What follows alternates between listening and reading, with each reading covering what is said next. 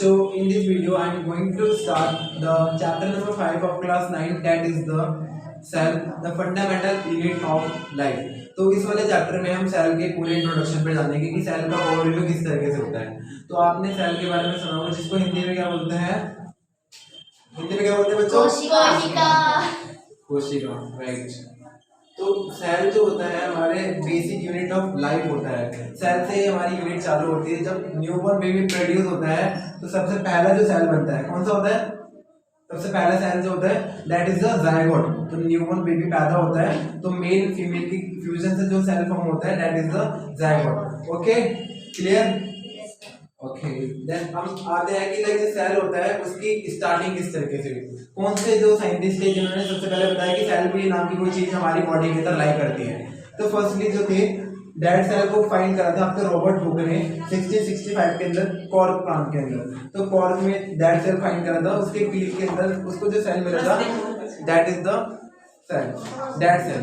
अब आते हैं लिविंग सेल पे। अब देखो लिविंग सेल जो है, लिविंग सेल किसी ने तो खोजा होगा ना। देखो लिविंग सेल आपका फाइंड करा था लीवेनहॉक ने 1674 के अंदर हमारे सेल के अंदर। लीवेनहॉक जो थी वेल नॉन साइंटिस्ट थे जिन अपने लेवल पे, तो उन्होंने एज्यूम करा था कि लाइक जो सेल है बॉडी के अंदर लिविंग सेल भी एग्जिस्ट करते हैं। तो आई होप आपको ये दोनों चीज क्लियर हो चुकी होगी। क्लियर?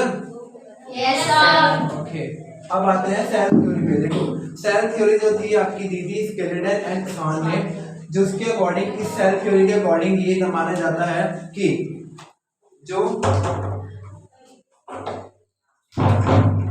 जो आपके न्यू सेल आते हैं वो प्री एग्जिस्टिंग सेल से लाई करते हैं। कहने का मतलब क्या है, जैसे कि नए सेल जो बनते जा रहे हैं वो पहले से एग्जिस्ट हो रहे सेल से ही डेवलप होते हैं।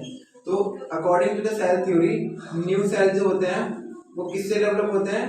प्री एग्जिस्टिंग सेल से। तो प्री एग्जिस्टिंग सेल ही नए सेल का जन्म देते हैं। तो सेल थ्योरी के बारे में पूछ लेते हैं कि सेल थ्योरी किसने दी थी? तो स्केलेटन एंड कसान ने 1838 के अंदर। और साइटोलॉजी डील करता है वो स्टडी ऑफ सेल के स्ट्रक्चर एंड उसकी कंपोजिशन के बारे में। तो सेल की जब स्टडी करोगे और उसकी कंपोजिशन के बारे में जो स्टडी होती है उस पोर्शन ऑफ साइंस का नाम होता है साइटोलॉजी। ठीक है, अब देखो सेल का बेसिक सा ओवरव्यू कर लेते हैं। सेल के अंदर क्या क्या चीजें होती है, कैसे चीज लाई करती है सेल के अंदर। सेल देखो, सेल की फर्स्ट ऑफ ऑल जो आउटर कवरिंग होती है, आउटर कवरिंग को बोलते हैं प्लाज्मा मेम्ब्रेन। हिंदी में क्या बोलते हैं? कोशिका झिल्ली। मतलब ये आउटर मोस्ट सेल होती है और इसको सेमी परमेबल मेम्ब्रेन भी बोलते हैं। तो सेमी परमेबल मेम्ब्रेन इसको इसलिए बोलते हैं क्योंकि ये किसी लिमिटेड चीज को ही सेल के अंदर आने देता है और लिमिटेड चीज को ही सेल से बाहर निकालता है। इन सब चीजों को भी डेप्थ में देखेंगे, फिलहाल इंट्रोडक्शन पे जान लेते हैं। उसके बाद आता है हमारा न्यूक्लियस, जो कि main portion of the cell होता है, इसको ब्रेन ऑफ द सेल भी बोला जाता है। न्यूक्लियस के अंदर आपका प्रेजेंट होता है DNA, genetic material that is the DNA, जिससे कि आपकी जो जनरेशन होते हैं, जनरेशन के कैरेक्टर एक जनरेशन से दूसरी जनरेशन में ट्रांसफर होते हैं DNA that is the genetic material.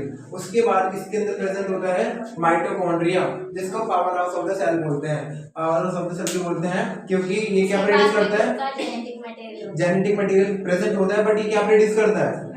Energy. Mitochondria आपके एनर्जी प्रोवाइड करता है, सेल के लिए एनर्जी बनाता है, इसलिए ये power house of the cell होता है। इसके अंदर वो सारे कंपोनेंट प्रेजेंट होते हैं जो किसी सेल के अंदर होने चाहिए। फॉर एग्जांपल ये मेरा माइटोकॉन्ड्रिया है, देखो कैमरे में आ रहा है, दिख रहा है कैमरे में? हाँ। देखो ये आपका first of all outer membrane, ये इनर मेम्ब्रेन, इसके अंदर खुद का जेनेटिक मटेरियल डीएनए प्रेजेंट होता है, मैट्रिक्स प्रेजेंट होता है जिसको स्ट्रोमा बोलते हैं, और इसके अंदर राइबोसोम प्रेजेंट होते हैं। देखो राइबोसोम का मेन काम होता है हमारी बॉडी के अंदर प्रोटीन को बनाना। तो देखो इसके अंदर वो सारी चीजें जो एक सेल के पास होनी चाहिए, तो इसको इसलिए बोला जाता है cell within a cell, एक सेल के अंदर दूसरे सेल से। ठीक है, क्लियर? उसके बाद आता है न्यूक्लियस के बाद प्रेजेंट होता है आपका एंडोप्लाज्मिक रेटिकुलम। इसके भी दो पार्ट पढ़ोगे, आपका होता है एक रफ एंडोप्लाज्मिक रेटिकुलम एंड एक स्मूथ एंडोप्लाज्मिक रेटिकुलम। और यहाँ पे गोल्जी एपेरेटस प्रेजेंट होता है जिसको प्रोवाइड करता है कैमिलो गोल्जी एग्रेम। तो इसके बारे में, और यहाँ पे जिसके अंदर ये सारी चीजें लाई करती है उस मैट्रिक्स का नाम क्या होता है? जिसके अंदर सारी चीजें आती हैं। Cytoplasm. Cytoplasm is the matrix जिसके अंदर सारी चीजें लाइव करती है। आई होप आपको समझ आया क्लास? गुड। यही एनर्जी चाहिए, यही। उसके बाद देखो बेसिक इंट्रोडक्शन यही है, सारी चीजें एक एक करके सब पोर्शन के बारे में जानते हैं धीरे धीरे करके। तो आई होप आपको ये चीज समझ आई होगी। अभी देखते हैं हम प्लाज्मा मेम्ब्रेन का काम। तो चलिए बच्चों, अब हम जानते हैं concept of the plasma membrane. तो plasma membrane basically outer covering of cell होती है जिसमें कि एंट्री और एग्जिट डिपेंड करती है। तो प्लाज्मा मेम्ब्रेन किसी भी सेल के अंदर एग्जिट और एंट्री डिपेंड करता है। जैसे कि आप लोगों का घर है तो घर के जो आउटर, ऑब्वियसली बात है, आउटर में आपका घर में गेट प्रेजेंट होता है, सिमिलरली सेल का भी गेट प्रेजेंट होता है। ये सेल है, सेल का आउटर कवरिंग पूरे बाउंड्री गेट ही होता है जहाँ से कि कोई जान पहचान की चीजें अंदर आ पाएगी, जो इंपॉर्टेंट चीजें वही अंदर आ पाएगी और जो हार्मफुल चीजें वो सेल से बाहर जाएगी। तो इसीलिए इस मेम्ब्रेन का नाम होता है सेलेक्टिवली परमेबल मेम्ब्रेन। इसका मतलब होता है कि कुछ सिलेक्टिव चीज को ये अंदर आने देती है और कुछ सिलेक्टिव चीज को ये बाहर निकालती है। और इसका दूसरा नाम होता है सेल मेम्ब्रेन और हिंदी में इसको कोशिका झिल्ली के नाम से जानते हैं।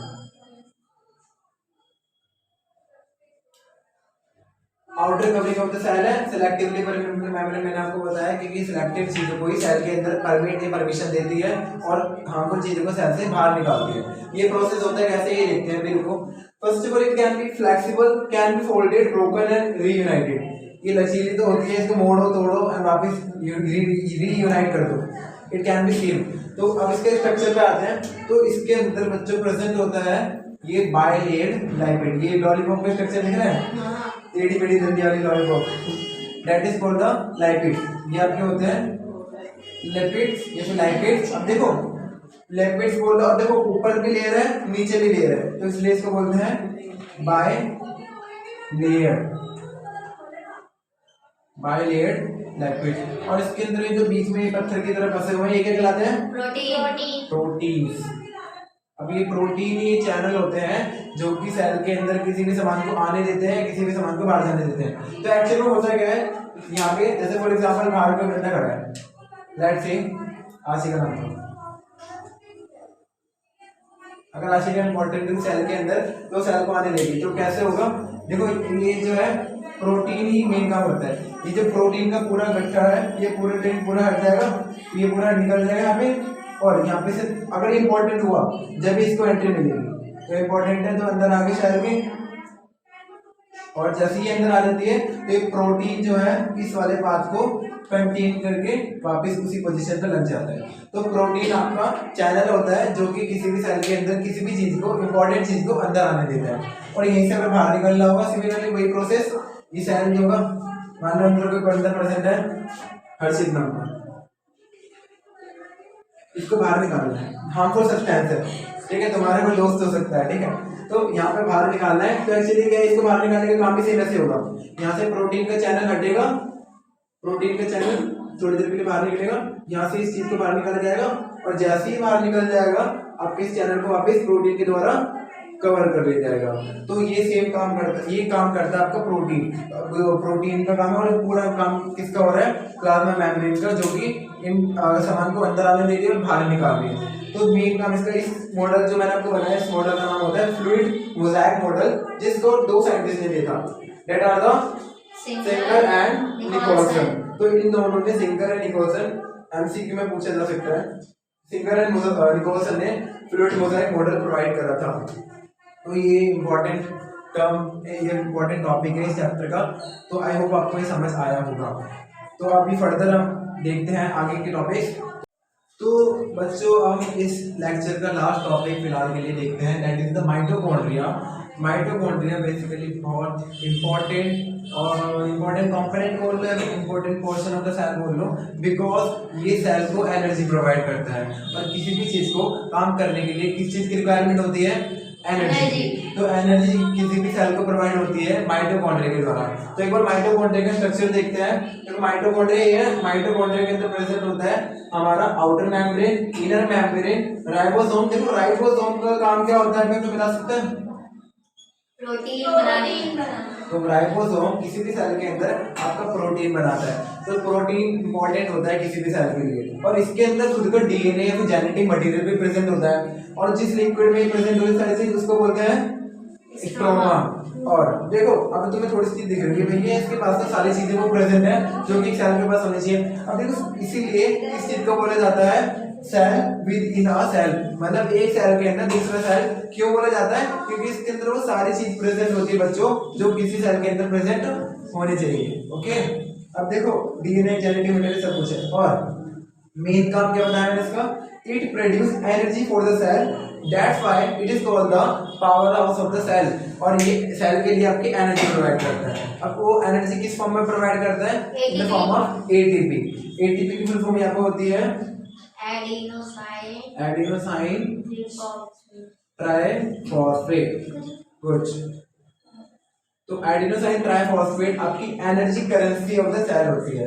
तो इस वाले ये जो टॉपिक है एटीपी, तो एटीपी के बारे में 11th क्लास में बहुत अच्छे से समझ आएगा बायोलॉजी में। तो देखो एटीपी बहुत important currency of the cell होती है, जिसकी फॉर्म आपकी समझ, जैसे तुम दुकान पे जाते हो बोलते हो मुझे 10 रुपए दो, तो करेंसी होती है। सिमिलरली जो सेल की करेंसी होती है that is the ATP. Okay Priyanka, अब देखो हम इस लेक्चर को यहीं पे एंड करते हैं फिलहाल के लिए, क्योंकि आगे फिलहाल अभी वीडियो को कंटिन्यू रख के बोर नहीं करना तुम्हें। और अगले जो वीडियो होगी उसके अंदर आपके लिए बाकी जो जितने भी कंपोनेंट है, फॉर एग्जांपल बच गया आपका न्यूक्लियस, बच गया गोल्जी पैटर्न, बच गया एंडोप्लाज्मिक रेटिकुलम, बच गया, वो सारी चीज़ों को डिस्कस करते हैं। आई होप आपको ये वीडियो समझ आई होगी। आपको कोई भी डाउट आता है अपने दोस्तों के साथ शेयर करना, कमेंट में जरूर बताना। तो we will meet in next video. Bye bye, take care.